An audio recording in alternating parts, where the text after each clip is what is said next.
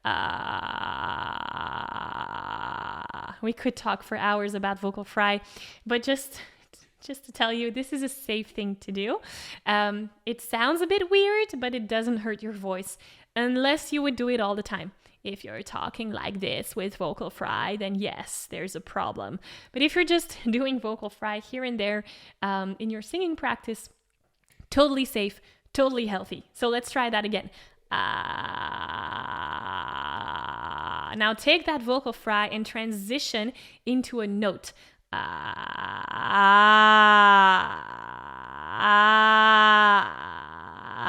Do it with me.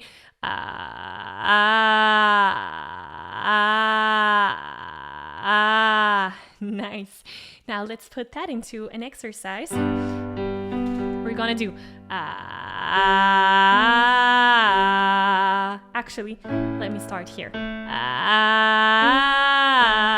So we're starting with fry, then opening it up to an ah. Let's do that together. And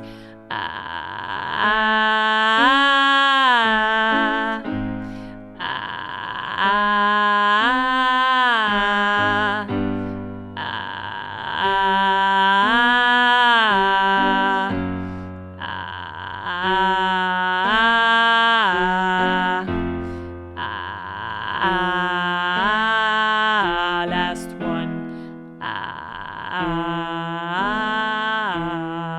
Nice. Now that is way too low for me, but maybe some people out there, especially men, you can maybe go even lower. So vocal fry is a great thing to experiment with.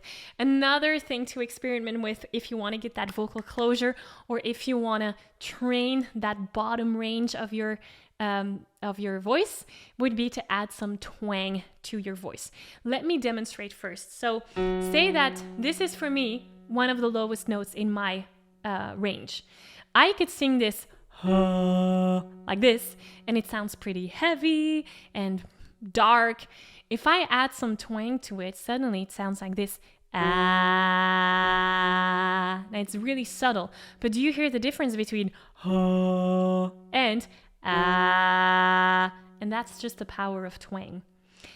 Now, twang, we could do a whole episode about it, and I think we did in the past, so definitely check the description down below for that episode. But for now, give me a nay, nay, nay, nay, nay with a lot of twang. So the idea is that we're making it sound very, very ugly.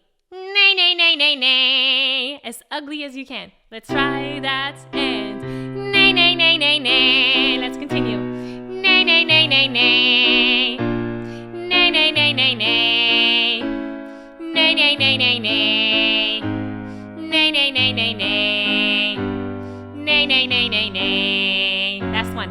Nay, nay, nay, nay, nay. Maybe one more. Nay, nay, nay, nay, nay. That's getting hard for me there, but that's fine.